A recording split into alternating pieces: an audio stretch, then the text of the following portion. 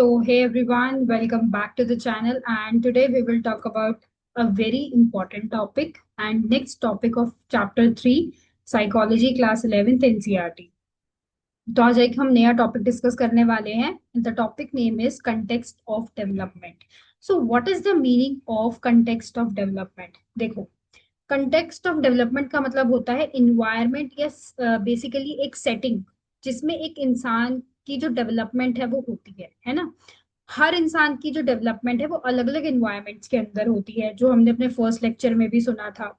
दूसरी बात, ये जो साइकोलॉजिकल और बायोलॉजिकल कंटेक्स्ट है वो मैंने आपको बताया था, that is genes, health, hormones, emotions, learning and there are so many things. So social context में भी हमारी जो इन्वायरमेंट है, हमारी फैमिली है, हमारे फ्रेंड्स हैं, वो सब आते हैं. Cultural and economic context is also very important.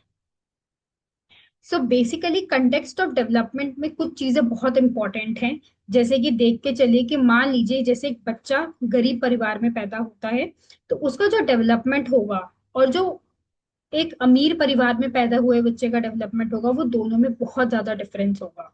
तो कंटेक्स्ट ऑफ डेवलपमेंट हमें ये बताता है कि एक बच्चे का डेवलपमेंट और एक बच्चे का इन्वायरमेंट उसके डेवलपमेंट में कितना इंपॉर्टेंट है.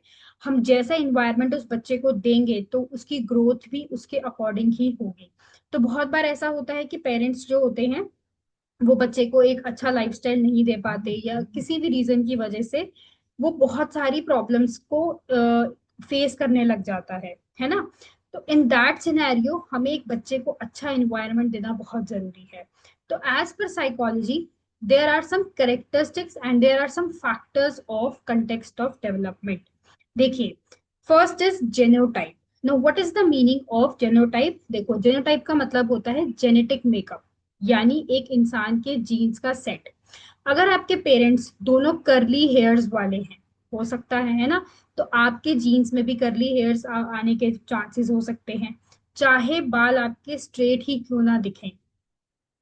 बहुत बहुत बार ऐसा होता है ना कि जो जेनेटिक्स होते हैं, मान के चलिए तो आपके जीन्स में भी करली हेयर के जीन हो सकते हैं. It's a higher chance.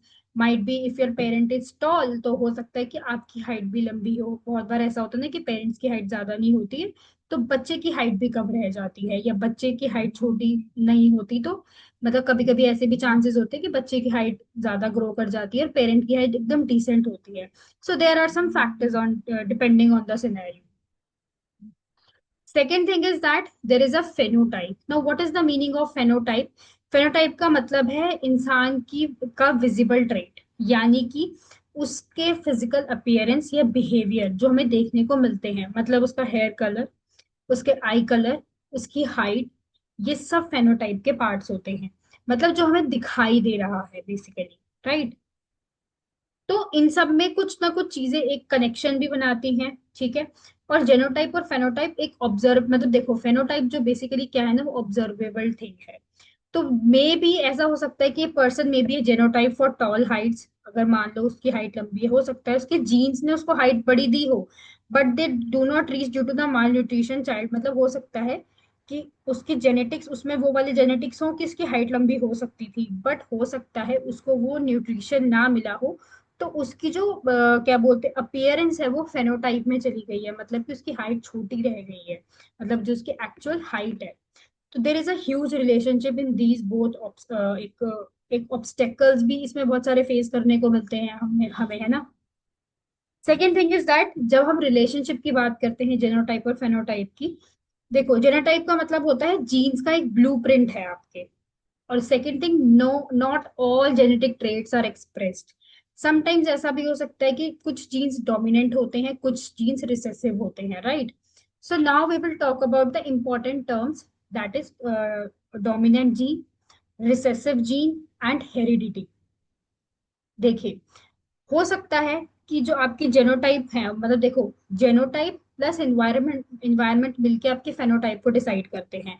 मान लीजिए कि आपके पास पेरेंट के पूरे जीन्स आए हो, बट हो सकता है आपको वो इन्वायरमेंट ही ना मिला हो जिससे वो आपके फेनोटाइप में कन्वर्ट हो जाए, है ना. आपके जीन्स आए ना हो भर के. तो ऐसे ही there are three important terms: dominant gene, recessive gene and the heredity. देखो, डोमिनेंट जीन का मतलब क्या होता है? जिस जीन ने आपके ऊपर ज्यादा कोई असर डाला, है ना. देखो हम इसको अगर आम भाषा में कैसे बोल सकते हैं, मान के चलिए कि वो डोमिनेंट जीन वो जीन होता है जो हमेशा एक्सप्रेस होता है, भले ही वो एक बार ही प्रेजेंट क्यों ना हो। अगर एक जीन पेयर में है, एक डोमिनेंट जीन है और एक रिसेसिव जीन है, तो डोमिनेंट जीन ही फेनोटाइप में दिखेगा। अगर कर्ली हेयर एक डोमिनेंट ट्रेट है, मान के चलिए, तो अगर किसी इंसान के पास एक कर्ली जीन और एक स्ट्रेट जीन है, तो उसके बाल जो होंगे ना वो कर्ली ही होंगे, बिकॉज बिकॉज उसका जो डोमिनेंट जीन है ना वो कर्ली हेयर वाला है। समझ रहे हो आप? डोमिनेंट जीन का मतलब क्या है? जो चीज ज्यादा आपके ऊपर एक इफेक्ट डाले। रिसेसिव जीन क्या होता है? मतलब एक दबा हुआ जीन है जो आपका, मतलब वो तभी एक्सप्रेस होता है जब उस पर उसका जो पेयर है, उसका पेयर भी रिसेसिव ही हो। यानी अगर दो सेम रिसेसिव जीन होंगे तभी उसका असर दिखेगा। फॉर एग्जाम्पल, स्ट्रेट हेयर अगर रिसेसिव ट्रेट है ना, तो उसके लिए दो स्ट्रेट जीन्स होने जरूरी हैं, तब आपके बाल स्ट्रेट होंगे। समझ आया? बेसिकली अगर एक डोमिनेंट और एक रिसेसिव जीन है, तो रिसेसिव जीन दब जाता है, उसका इफेक्ट नहीं दिखाई देता। Third is the heredity. Heredity का मतलब है जीन्स के जरिए ट्रेड्स का जो ट्रांसफर होना एक जनरेशन से दूसरी जनरेशन तक। यानी कि पेरेंट्स के मतलब फादर मदर के फिजिकल या बिहेवियर ट्रेड्स जैसे कि हाइट, कलर, इंटेलिजेंस या हेल्थ इश्यूज, ये सब उनके बच्चों में जीन्स के थ्रू पास किए जाते हैं, ये पास होते हैं। अगर पेरेंट्स दोनों की हाइट लंबी है तो उनका बच्चा भी ज्यादा चांसेस है कि लंबा होगा, क्योंकि हेरिडिटी ट्रेड्स उनके उसके पास हो रहे हैं, है ना? तो these are the relationship between the genotype and phenotype. तो मैं आपको इसकी एक लाइन में समरी दे देती हूँ। डोमिनेंट जीन क्या होता है? एक ही हो तो भी एक्सप्रेस हो जाता है। रिसेसिव क्या होता है? दोनों होने चाहिए तभी एक्सप्रेस होता है। तीसरा है आपका हेरिडिटी, मतलब पेरेंट से जीन्स के थ्रू ट्रांसफर होता है। ठीक है? So basically this is the main aspect.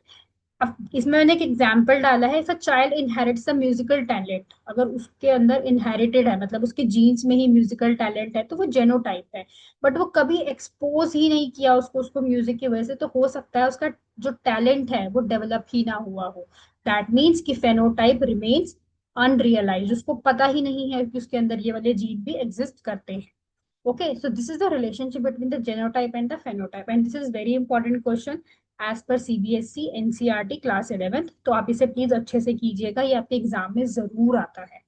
Okay, so yeah, this is all about the background of the context of development and human development। देखो basically human development doesn't happen in the isolation. एक इंसान का development कभी भी isolation में नहीं हो सकता। उसके पीछे उसकी फैमिली, उसकी बैकग्राउंड, उसका सब कुछ इन्वॉल्व होगा। अगर किसी को लगता है कि एक इंसान ऐसे ही जल्दी से बड़ा हो जाता है, तो this is not the best example. एक ह्यूमन बीइंग को ग्रो करने के लिए there are certain things will be there. Okay, तो बेसिकली उसकी फैमिली, उसके स्कूल, उसका कल्चर, सब कुछ डिपेंड करता है।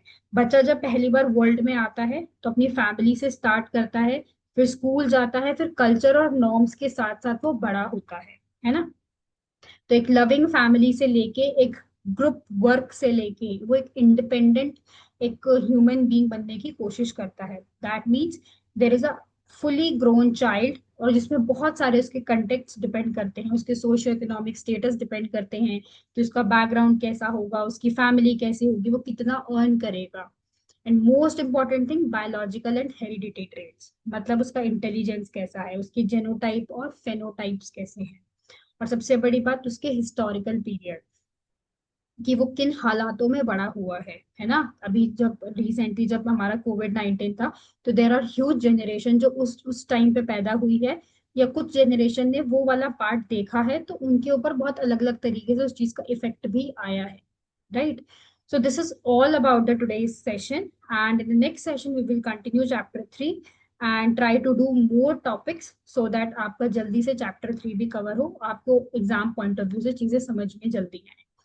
So thank you so much. So if you want more updates like this, so do follow this channel. So bye everyone.